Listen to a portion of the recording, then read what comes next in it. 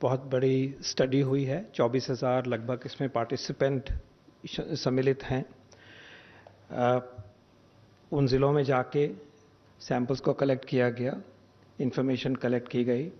और मेरा अंदाज़ा है कि ये शायद दुनिया का सबसे बड़ा सीरो एपिडेमियोलॉजिकल सर्वे है कोविड के परिप्रेक्ष्य में। तो इसका महत्व हमारे लिए सबसे पहले तो ये है कि इस तरह की नॉलेज, इस तरह की इंफॉर्मेशन हमारे कोविड की रिस्पांस को, देश की जो स्ट्रैटेजी है उसको ये फाइन ट्यून करती है। साइंस हमें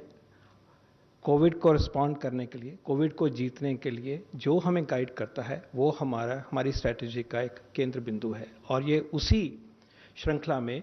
एक बहुत इम्पॉर्टेंट स्टडी आपके सामने प्रस्तुत की गई है। इससे जो उभर के आता है वो ये है, जैसे डॉक्टर भार्गव ने क्लियरली कहा, कि इन जिलों में देखा जाए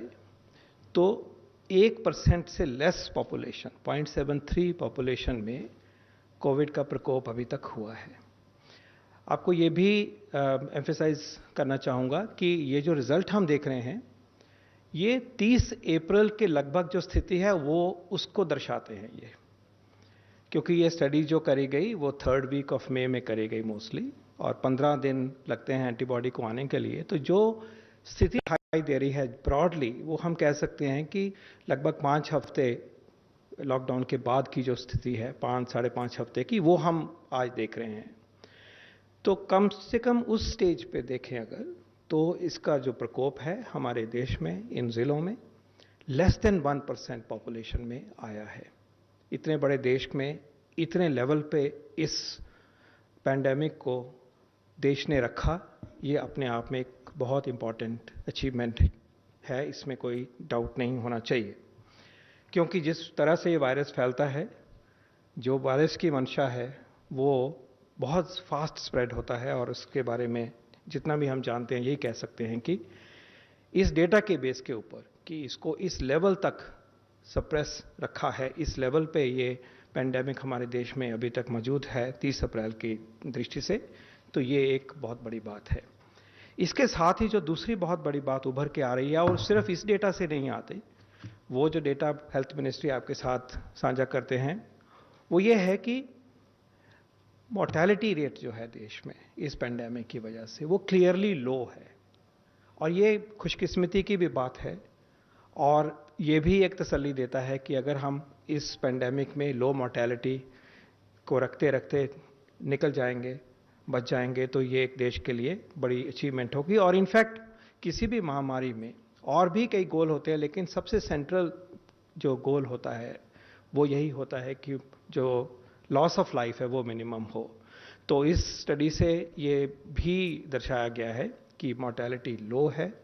और यही डेटा लव आपसे साझा करते रहते हैं कि हमारे देश का जो मोर्टेलिटी रेट है, और इनफैक्ट ये भी इंपॉर्टेंट बात है कि वो इम्प्रूव फर्दर हो रहा है। अगर आप कंफर्म केसेस की मोर्टेलिटी का डेटा देखते हैं, जैसे 15 मई को 3.3% है, आज हम इसको कंसिस्टेंटली 2.8% देखते हैं। तो और वैसे भी जो प्रदेशों से जो खबर आती है उसको अगर डेटा को देखें तो कंसिस्टेंटली हम मोर्टेलिटी को नीचे रखने में सब इसमें सक्सेसफुल हुए हैं, इसमें भी कोई दो राय नहीं है। ये तो इंफॉर्मेशन जो हमारे सामने आ रही है। इसका दूसरा पहलू डॉक्टर भार्गव ने बड़े क्लियर तरीके से पहली लाइन में लिखा है, और वो ये है कि अगर हम इस स्टेज पे थे 30 अप्रैल को और अभी भी हम अर्ली स्टेज में हैं, तो हमारी पॉपुलेशन अभी भी ससेप्टेबल है। इसका मतलब कि ये वायरस जो देश में है मौजूद है, इसमें कोई डाउट नहीं है, इसको हमने कंटेन किया है, इसमें भी कोई डाउट नहीं है, लेकिन ये ससेप्टेबल पॉपुलेशन होने की वजह से ये ससेप्टेबल लोगों को, हम सबको पकड़ेगा। तो दूसरा पहलू इसे उजागर ये होता है कि जो हम मेहनत कर रहे हैं कलेक्टिवली, सोशल डिस्टेंसिंग की बात है, मास्क पहनने की बात है, बुजुर्गों को बचाने की बात है, हाइजीन की बात है, और जो बीमार होते हैं उनकी अर्ली केयर सीकिंग और appropriate and quick management, effective treatment और टाइमली टेस्टिंग होना, वो सब जो है उसका जो हमारा एफर्ट है वो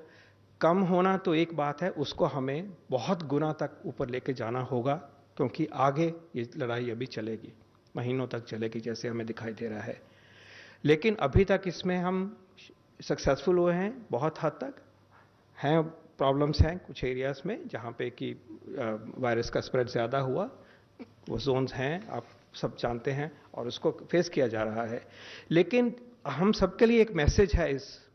स्टडी में, इस अध्ययन में, वो ये है कि अब लो हैं, बचे हुए हैं, हम सप्रेस करके दिखा चुके हैं, लेकिन आगे ये वायरस आ सकता है, हम ससेप्टेबल हैं, इसलिए हमें अपने लिए, अपने परिवार के लिए, अपनी कम्युनिटी के लिए, अपने देश के लिए वो स्टेप लेते रहना है जिनका कि बार बार जिक्र आप सबने भी आगे बढ़ाया है और इस मंच से भी आप सुनते गए हैं। और उस उपलक्ष्य में एक जिम्मेवारी सरकार की तरफ और आ जाती है, और वो है कि जो हमारे एफर्ट्स एट कंटेनमेंट है, जो एपिडेमियोलॉजिकल एक्टिविटी जो लॉन्च करी जाती है, डिजीज कंट्रोल के जो एफर्ट किए जाते हैं, और इसी तरह से जो हेल्थ सिस्टम को सशक्त करके तैयारी करते हैं कि देखभाल की जा सके अगर ज़रूरत पड़ती है अस्पताल में, तो हमें उसको भी और भी सशक्त करना है। जो ट्रेस करना है, इवैल्यूएट करना है, टेस्ट करना है, आइसोलेट करना है, क्वारंटाइन, ये जो बेसिक प्रिंसिपल्स हैं डिजीज़ कंट्रोल के, उनको हमें पकड़ के आगे लेके जाना है। और इसी उम्मीद के साथ हम आगे बढ़ेंगे सब। और इस स्टडी ने हमारा रास्ता सशक्त किया है, हमें हौसला भी दिया है, हमें कॉन्फिडेंस भी दिया है, और इसके बेस के ऊपर जो आगे स्टेप होने चाहिए वो लिए जाएंगे, उनका कार्यान्वित किया जाएगा। लेकिन हम सबके लिए दो मैसेज आए हैं, ठीक तरह से काफ़ी हद तक कंट्रोल में रहा, और वो बहुत बड़ी बात है इतने बड़े देश के लिए, और आगे भी हमें सबको चौकन्ने रहना है और मिलके इस लड़ाई को जीतना है। धन्यवाद। धन्यवाद sir. Sir, we have got some online questions.